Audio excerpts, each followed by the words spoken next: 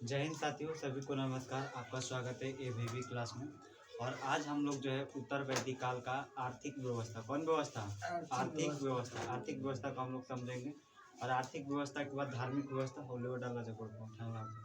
और आज के बाद ये चैप्टर क्या हो जाएगा? खत्म। क्या हो जाएगा? खत्म। अब ध्यान से समझो। पहला हेडिंग मतलब उत्तर वैदिक काल की आर्थिक व्यवस्था। उत्तर वैदिक काल की कौन व्यवस्था? आर्थिक व्यवस्था। आर्थिक व्यवस्था के मतलब होता है economical system. Economical system SYSTEM economical system. ध्यान समझो। आर्थिक व्यवस्था। जब हम रिंग वैदिक काल के आर्थिक व्यवस्था को समझा रहे थे तो तब आप लोग को हम बताए थे कि रिंग वैदिक काल में जो कर था वो नियमित नहीं था। कर जो था वो नियमित नहीं था। लेकिन इसमें क्या है? इसमें जो है कर नियमित हो गया। कर क्या हो गया? नियमित हो गया। कर क्या हो गया? नियमित हो गया। और साथ ही साथ में भूमि का अधिकार मिल गया। भू स्वामित्व का अधिकार मिल गया। मतलब जो राजा था उसका पहले रिंग वैदिक काल में राजा का भूमि पर अधिकार नहीं था, लेकिन उत्तर वैदिक काल में राजा का अधिकार हो गया। बस समझाया। अब ये बताओ, अब हम समझाए थे कि रिंग वैदिक काल का प्राथमिक व्यवसाय कौन था?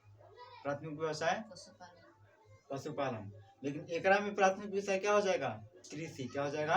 कृषि। तो सबसे पहला एकदम हेडिंग डाल के आप लिखना स्टार्ट करो तुम लोग कि सबसे पहला पॉइंट कि प्राथमिक व्यवसाय।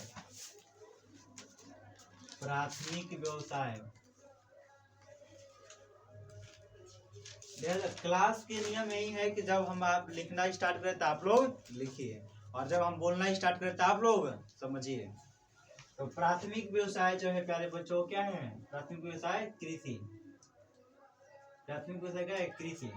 और साथ ही साथ में अब आगे लिखिएगा कि जो कर व्यवस्था है वो नियमित हो गई। कर व्यवस्था क्या हो गई? नियमित हो गई। कर व्यवस्था नियमित हो गई। ठीक। आप ध्यान से बात को समझो। जैसे जब हम सिंधु घाटी सभ्यता हम पढ़ा रहे थे तो सिंधु घाटी सभ्यता में एक था वस्तु विनिमय प्रणाली। वस्तु विनिमय प्रणाली। अच्छा, वस्तु विनिमय प्रणाली क्या है? कोई बता सकता है? एक वस्तु को लेकर दूसरे वस्तु एक वस्तु को देकर किसी दूसरे वस्तु को लेना, यही है वस्तु विनिमय प्रणाली। तो उत्तर वैदिक काल में भी वस्तु विनिमय प्रणाली लागू था। लेकिन प्यारे बच्चों, सिक्का का भी प्रयोग किया जाता था।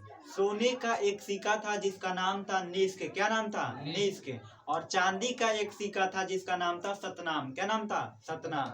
यानी कि सिक्का का भी प्रयोग किया जाता था। सोने का था जो निष्क था, और चांदी का जो था उसका क्या नाम था? सतनाम। इतना बात क्लियर हो गया। और अब बताओ, अब ये जो हो गया मतलब निकास पर मतलब वस्तु विनिमय प्रणाली हो गया। वस्तु विनिमय प्रणाली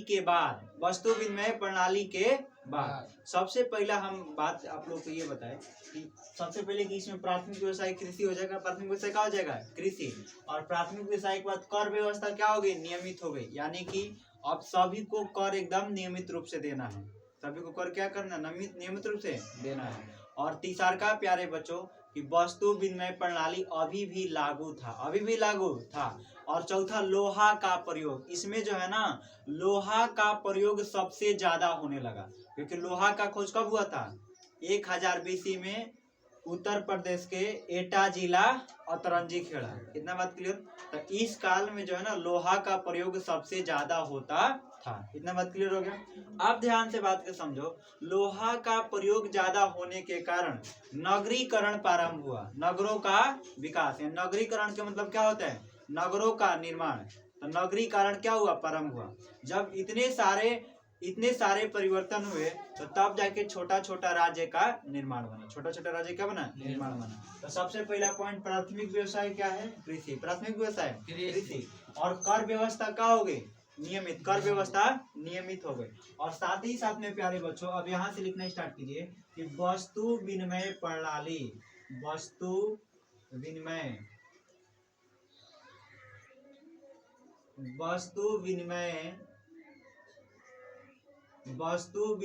प्रणाली थी थी लेकिन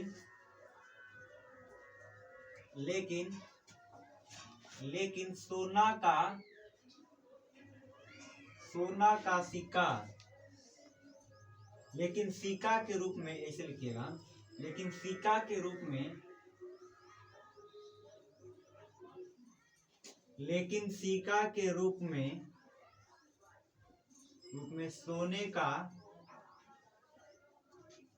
सोने का निष्क और चांदी का सतनाम,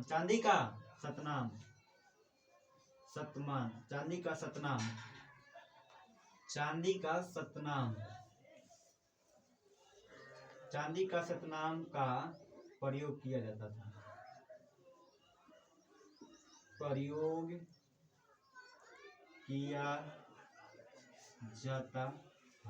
इतना बात क्लियर हो गया। तो अब बताओ इसमें वस्तु विनिमय प्रणाली थी कि नहीं थी? सिंधु घाटी सभ्यता में थी और इसमें भी थी। इतना बात क्लियर। अब आगे की ओर बढ़ा जाए तो लोहा का प्रयोग स्वाधिक होने लगा। लोहा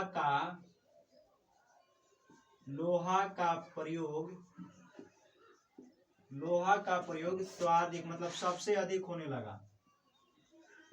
लोहा का प्रयोग भारी मात्रा में होने लगा,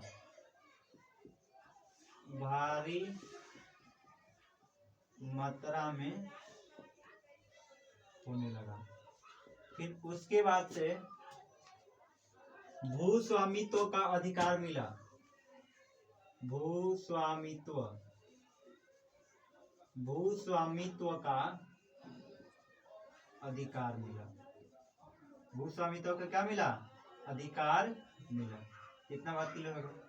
भूस्वामित्व के मतलब होता है कि भूमि पर मालिकाना। भू के मतलब भूमि, स्व के मतलब स्वयं, अमित्व के मतलब मित्व, यानी कि भूमि पर स्वयं का अधिकार। किसका? राजा का। ये हो गया उत्तर वैदिक काल में। उत्तर वैदिक काल में बहुत सारे परिवर्तन है। क्या है? बहुत सारे परिवर्तन। सबसे पहला पॉइंट, राजा का पद अनुवांशिक हो गया, राजा सबसे शक्तिशाली हो गया कि नहीं ना। और उसके बाद से लोहा का प्रयोग भारी मात्रा में होने लगा, भूस्वामित्व का अधिकार मिला और साथ ही साथ में नगरीकरण प्रारंभ हुआ, यानी कि नगरों का विकास होना स्टार्ट हुआ। नगरीकरण प्रारंभ हुआ। नगरीकरण प्रारंभ हुआ, यानी कि नगरों का विकास होने लगा। तो ये थी आप लोग की आर्थिक व्यवस्था। क्या है? आर्थिक व्यवस्था। आर्थिक व्यवस्था में बस कल यही बात याद रखना है कि प्राथमिक व्यवसाय कृषि है, कर व्यवस्था नियमित हो गया, यानी कि अब सबको लागू मतलब किया जाने लगा। और साथ ही साथ में प्यारे बच्चों उत्तर वैदिक काल में जो बलि कर था, बलि कर को भी अनिवार्य किया गया। बलि कर के मतलब आप लोग समझ रहे हो? मतलब जब भी जीव जंतु की हत्या किया जाएगा तो बलि होता है, तो उसका भी आपको टैक्स देना है। तो लिखिएगा कि इसमें बलि कर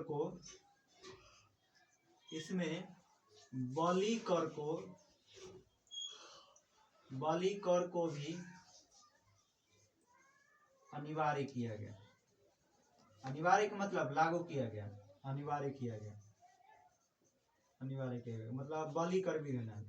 कहां से कहां एकदम ठीक है। रिंग वैदिक काल में ऐसा नहीं था, आपकी इच्छा के अनुसार था। लेकिन उत्तर वैदिक काल में क्या है? आपकी इच्छा के अनुसार नहीं होगा। यहाँ पर सब चीज एकदम लागू हो गया। तो ये था उत्तर वैदिक काल की कौन व्यवस्था? आर्थिक व्यवस्था। आर्थिक व्यवस्था के बाद अब लास्ट टॉपिक बचता है धार्मिक व्यवस्था। क्या बचता है? धार्मिक व्यवस्था। जैसे जब हम आप लोग को रिंग वैदिक काल पढ़ा रहे थे, तो रिंग वैदिक काल में धार्मिक व्यवस्था में हम यही बताए थे प्यारे बच्चों कि रिंग वैदिक काल का जो समाज है वो 33 देवी देवताओं को मानता है। ठीक है? और उनको 3 वर्गों में विभाजित किया गया था। आकाश के देवता, अंतरिक्ष के देवता और कौन? पृथ्वी के देवता। विभाजित किया गया था कि नहीं? लेकिन उस 33 देवी देवताओं में से कुछ प्रमुख देवता थे, जैसे इंद्र और अगिन। इंद्र का उल्लेख स्वार्थिक बार किया गया 250 बार, और अगिन की मतलब आग का देवता जो है उसका उल्लेख किया गया है 200 बार। क्लियर? अब जब उत्तर वैदिक काल में हम लोग आते हैं तो उत्तर वैदिक काल में बस कल थोड़ा सा परिवर्तन आया कि जो इंद्र था वो अब शक्तिशाली देवता नहीं रहा। शक्तिशाली देवता नहीं रहा। अब कौन हो गया? अब प्रजापति ब्रह्मा, या हम कह सकते हैं प्रजापति शिव जो है वो अब शक्तिशाली देवता बन गए। समझा जा। और साथ ही साथ में जो उत्तर रिंग वैदिक काल में पूषण था, पूषण जो था उत्तर वैदिक काल में क्षुद्रों का देवता, पशुओं का देवता था। किसका था? पशुओं का देवता। लेकिन ये उत्तर वैदिक काल में क्षुद्रों का देवता बन गया। क्या बन गया? क्षुद्रों का देवता बन गया। बस यही परिवर्तन है। उसके बाद से आप लोग का चैप्टर समाप्त हो जाएगा। बस यही दो टॉपिक बचे थे। तो अब लिखिए, हेडिंग डालिए, उत्तर वैदिक काल का, उत्तर वैदिक काल का, उत्तर वैदिक काल का धार्मिक व्यवस्था। कौन व्यवस्था? उत्तर वैदिक काल का धार्मिक व्यवस्था। धार्मिक व्यवस्था में बस कल इतना लिखो कि उत्तर वैदिक काल के धार्मिक व्यवस्था में थोड़ा परिवर्तन आया। उत्तर वैदिक काल के, उत्तर वैदिक काल के धार्मिक व्यवस्था में,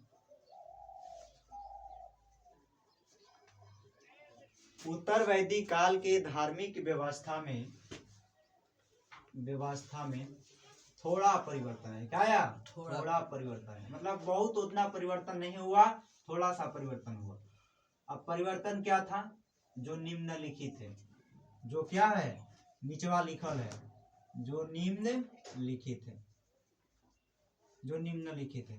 अब क्या है कि जो इंद्र है, जो रिंग वैदिक काल में सबसे शक्तिशाली देवता था, अब ये शक्तिशाली देवता नहीं रहा। ये उत्तर वैदिक काल में, उत्तर वैदिक काल में, उत्तर वैदिक काल में शक्तिशाली देवता, शक्तिशाली देवता नहीं रहा। कौन नहीं रहा? इंद्र नहीं रहा। अब लिखिए, प्रजापति ब्रह्मा, प्रजापति शिव, प्रजापति ब्रह्मा, प्रजापति पशुपति महादेव, प्रजापति शिव, प्रजापति ब्रह्मा, प्रजापति ब्रह्मा,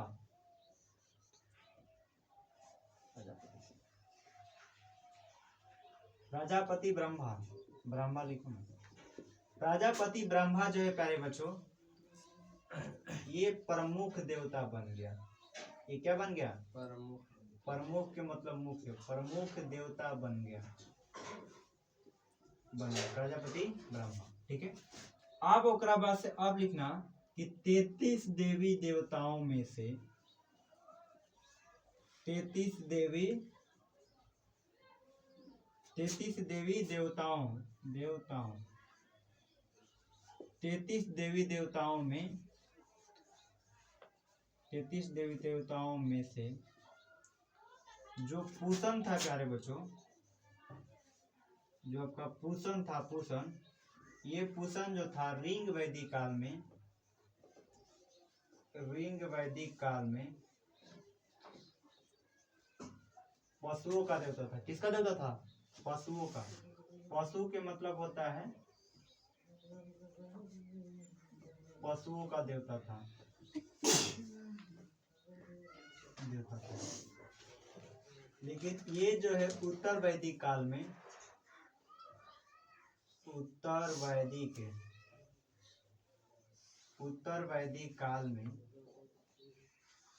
वैदिक काल में क्षुद्रों का देवता बन गया, क्षुद्रों का देवता बन गया। ठीक है, क्षुद्रों का देवता बन गया। हो गया? अच्छा, ये तो लोग बता फेयर कर रहा है ना जी, फेयर को उतारा है ना सब? हाँ, अब उतारते चलना है। क्या आप एकदम सीरियस पढ़ाई होगा। कुछ दिन में हम एक चैप्टर जियोग्राफी भी पढ़ाएंगे। ठीक, तो अब ध्यान से बात को समझो। जैसे क्या है कि अब उत्तर वैदिक काल की सारे के सारे जितने भी जो भी पूछे, मतलब बहुत परिवर्तन आया कि नहीं रिंग वैदिक काल से। सबसे पहला पॉइंट की लोहा। लेकिन एक बात समझिए, ऑप्शन में हम एक बार समझाए थे, अगर क्वेश्चन पूछेगा कि वैदिक सभ्यता में लोग किस धातु का प्रयोग करते थे, तो क्या होगा आंसर में? वैदिक सभ्यता में किस धातु का प्रयोग किया जाता था? लोहा के, तांबा के, कि कांसा के, कौचे? अरे मेघ के तबड़ा। लोहा के खोज प्यारे बच्चों तब हुआ कि जब वैदिक सभ्यता अंत के कगार पर पहुंचे। किसके कगार पहुंचे? अंत के कगार पर पहुंचे। चाहे वो सिंधु घाटी सभ्यता हो और चाहे वो वैदिक सभ्यता हो, इसमें सबसे ज्यादा प्रयोग जो किया गया था तांबा धातु का। किसका? तांबा और कांसा का। लोहा का प्रयोग जब वैदिक सभ्यता अंत हो रही थी तब इसका खोज हुआ 1000 BC में। जैसे आप वैदिक सभ्यता है, वैदिक सभ्यता का जो काल विभाजन है 1500 से 1000 और 1000 से लेके 600, तो लास्ट में ना खोज हुआ जब अंत हो रहा था तब। तो इसलिए जो वैदिक सभ्यता के लोग हैं वो तांबा और कांसा धातु का प्रयोग करते थे, न कि लोहा। लोहा भी ऑप्शन में आएगा, लेकिन ध्यान रखिएगा इस बात। आगे बढ़ा जाए, हो गया? अब ध्यान से बात को समझो। कहाँ तुम लोग उतार रहा है? नीचे वाला, ठीक है। आप देखिए अब क्या है, अब चीजों को आप लोग को ध्यान से समझना है। चीजों क्या करना है? ध्यान से समझना है। देखो हो गया। जैसे उत्तर वैदिक काल में परिवर्तन हुआ, उत्तर वैदिक काल में बहुत सारे परिवर्तन हुए ऋग वैदिक काल की अपेक्षा, हुआ कि नहीं?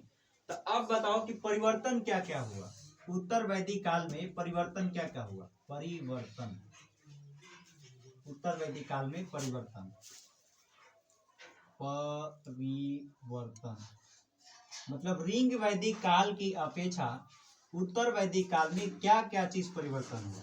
तो सबसे पहले ध्यान से समझिए आप लोग। सबसे पहले देखो, पहला ये है कि सबसे पहला पॉइंट कि राजा का पद शक्तिशाली हो गया। मतलब राजा का जो पद है वो अनुवांशिक हो गया। क्या हो गया? अनुवांशिक, यानी कि राजा का बेटा ही राजा बनेगा। तो पहला परिवर्तन क्या आया कि राजा का पद क्या हो गया? अनुवांशिक। अनुवांशिक का मतलब होता है प्यारे बच्चों, उसका लड़का ही राजा बनेगा। अनुवांशिक हो गया पहला परिवर्तन। और दूसरा परिवर्तन ये आया कि राजा सबसे शक्तिशाली हो गया, यानी कि राजा के पास सारी सत्ता आ गई। कहने का अर्थ ये है कि ऋग वैदिक काल में क्या था कि राजा का जो चुनाव है सभा और समिति के द्वारा होता था, उसके पास उतना शक्ति नहीं था। लेकिन उत्तर वैदिक काल में क्या है प्यारे बच्चों? उत्तर वैदिक काल में राजा सर्वोच्च हो गया। राजा क्या हो गया? सर्वोच्च हो गया। तो दूसरा परिवर्तन ये आया कि राजा सर्वोच्च हो गया। राजा क्या है? सर्वोच्च हो गया। अब ध्यान से समझिए, फिर से समझिए। अभी आप लोग मत उतरो, लास्ट में उतरो, हम समझा रहे तो समझो। देखो सबसे पहला पॉइंट कि उत्तर वैदिक काल में क्या क्या परिवर्तन आया। ठीक है, पहला परिवर्तन क्या आया कि राजा का पद क्या हो गया? अनुवांशिक हो गया। अनुवांशिक के मतलब होता है कि पीढ़ी दर पीढ़ी, यानी कि राजा का बेटा ही राजा बनेगा। ठीक। और दूसरा का राजा जो है सर्वोच्च हो गया, यानी कि राजा अब क्या हो गया? शक्तिशाली हो गया। दूसरा का परिवर्तन। तीसरा का परिवर्तन ये बताओ, लोहा का प्रयोग हुआ कि नहीं? लोहा का भारी प्रयोग। लोहा का भारी प्रयोग, यानी कि लोहा जो है अब इसका प्रयोग भारी होने लगा। ठीक, मतलब बहुत मात्रा में। और चौथा आया नगरीकरण का विकास। नगरीकरण प्रारंभ हो गया, यानी कि नगरों का जो निर्माण है, नगरों का जो विकास है वो तेजी से होने लगा। यानी कि नगरीकरण कहने का अर्थ है कि नगरीकरण का विकास होने लगा। क्या होने लगा? विकास होने लगा। अच्छा ये बताओ ध्यान से, जब इतना हो गया राजा का पद, और पांचवा चीज ये है कि भूस्वामित्व का अधिकार। भूस्वामित्व का यानी कि भूमि पर मालिकाना हक मिलने लगा। किसका? राजा का। कितना? कर व्यवस्था नियमित। जो ये कर व्यवस्था है, ये कर व्यवस्था क्या हो गया? नियमित हो गया। अब ध्यान से समझिए, सबसे पहला पॉइंट परिवर्तन में क्या आया उत्तर वैदिक काल में? पहला परिवर्तन ये है कि राजा का पद क्या हो गया? अनुवांशिक। राजा का पद अनुवांशिक, यानी कि राजा का बेटा ही राजा बनेगा। दूसरा का है कि राजा सर्वोच्च हो गया, यानी कि राजा के पास अब सारी सत्ता, यानी कि राजा सबसे शक्तिशाली हो गया। ठीक है, अब सभा और समिति का रोल नहीं रहा राजा के चुनाव में। जैसे ऋग वैदिक काल में क्या था? इसका रोल था, इसके अनुसार ही राजा का चुनाव होता था। लेकिन उत्तर वैदिक काल में ऐसा अब नहीं रहा। तीसरा का जो है प्यारे बच्चों, लोहा का भारी प्रयोग हो गया। मतलब लोहा का प्रयोग उसी समय से लेकर 1000 BC से लेकर आज तक लोहा का प्रयोग सबसे अधिक होता है। फिर नगरीकरण विकास, यानी कि नगरों का निर्माण होने लगा। और भूस्वामित्व, भूमि पर मालिकाना हक होने लगा। और लास्ट में कर व्यवस्था नियमित हो गया। अब ध्यान से समझिए, जब इतना परिवर्तन होगा तो अब बताओ राज्य बनेंगे कि नहीं? राज्य बनेगा ना? हाँ, तो 600 BC में राज्य बना। 600 BC में राज्य क्या बना और उसी को हम लोग कहते हैं 16 महाजन पथ। 16 महाजन पथ। तो अब आप लोग का जो अगला चैप्टर है 16 महाजन पथ। और यहाँ से प्यारे साथियों या प्यारे बच्चों, ये जो उत्तर वैदिक काल है अब क्या हो गया, खत्म। उत्तर वैदिक काल खत्म, यानी कि 1 महीना सिंधु घाटी सभ्यता और 1 महीना उत्तर वैदिक काल। लेकिन काल से अब क्या होगा, काल से स्टार्ट होगा 16 महाजन पथ। 16 महाजन पथ में सबसे शक्तिशाली है मगध साम्राज्य। क्या है, मगध साम्राज्य। तो कल आप लोग का चैप्टर स्टार्ट हो जाएगा एकदम एनसीईआरटी का 3रा चैप्टर। ठीक है, आप लोग ध्यान से याद कीजिए, पढ़ाई कीजिए और सभी को जय हिंद हमारी तरफ से। और पढ़ते रहिए, मुस्कुराते रहिए और साथ ही साथ में माता पिता का ख्याल रखिए और याद करके आइए। और चैनल को लाइक कीजिए, सब्सक्राइब कीजिए। सभी को जय हिंद, जय भारत। कैमरा बंद करो।